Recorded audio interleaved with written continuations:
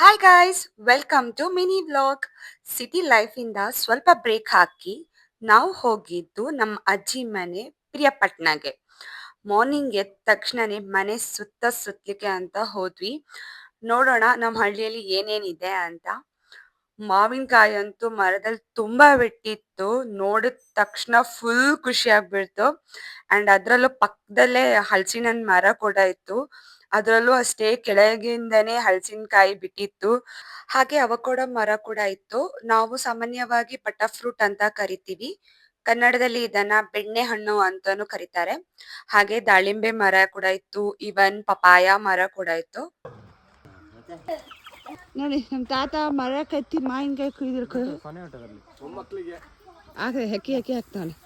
ಇಲ್ಲಿ ಒಬ್ರು ಬಂದು ನಾನು ಅಲ್ಲೆಲ್ಲ ಹುಡುಕಾಡ್ತಿದ್ದೆ ಎಲ್ಲಿ ಹೋದ ಅಂತ. ಇಲ್ಲಿ ಬಂದು ಹಕ್ಕಿಗೆ ಹೊಡಿತಿದ್ದಾನಂತೆ. ಹಕ್ಕಿ ಶೇಡ್ ಶಾಟ್. ಓ ಬಿತ್ತು ಹಕ್ಕಿ. ಇದು ಸರಿ ಇಲ್ಲ, ನೀನು ಹೊಡೆದು ಸರಿ ಇಲ್ಲ. ಅವನಲ್ಲಿ ಕ್ಯಾಟ್ ರಿಪ್ಪಿಲ್ ಇಟ್ಕೊಂಡು ಹೊಡೆದ್ರೆ. ಶ್ರೀಕಾಂತ್, ನೀನೇನೋ ಮಾಡ್ತಿದ್ಯಾ?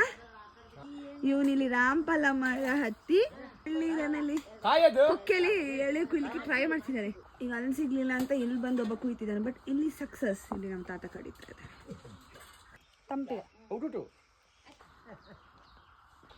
ಹತ್ತಿ ಕಷ್ಟಪಟ್ಟು ಕುಯ್ತೀನಿ ನಾನು. ಆರಾಮ್ಸೆ ಕುಡಿತೀನಿ ನೀವು. ಇದಾಗಿತ್ತು ನನ್ನ ಇಂದಿನ ಮಿನಿ ವ್ಲಾಗ್. ನೆಕ್ಸ್ಟ್ ವ್ಲಾಗ್ ಅಲ್ಲಿ ಸಿಗೋಣ. Until that, bye bye.